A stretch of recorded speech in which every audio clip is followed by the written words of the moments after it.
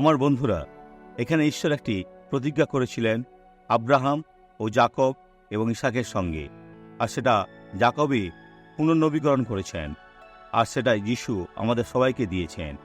আমি যিশায়ও 48:19 পদে কি রয়েছে সেটা বলছি, যেমনটি এখানে লেখা আছে, আর তোমার বংশ বালুকার ন্যায় হইত।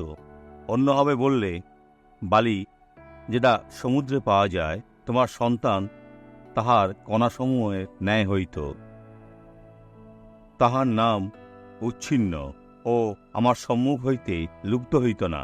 ঈশ্বর সমস্ত মানব জাতির সহিত যে চুক্তি করেছেন তাতে প্রবেশ করা মূল্যবান, যাতে আপনি মন্দ থেকে মুক্ত হন, আর ঈশ্বর কখনোই আপনাকে উচ্ছিন্ন করবে না।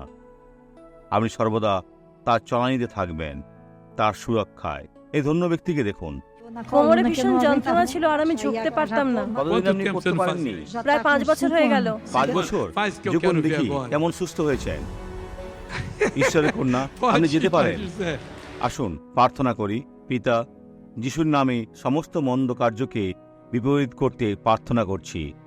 এদের দেখো, যারা আমার সাথে প্রার্থনা করছে, এই লোকেদের যাদের তোমার অভিষেকের প্রয়োজন, অনেক অনেক অনেক প্রয়োজন। ও আমার প্রভু, তাদের দিকে হাত বাড়াও আর কার্য করো, তাদের সুস্থ করো ও মুক্ত করো।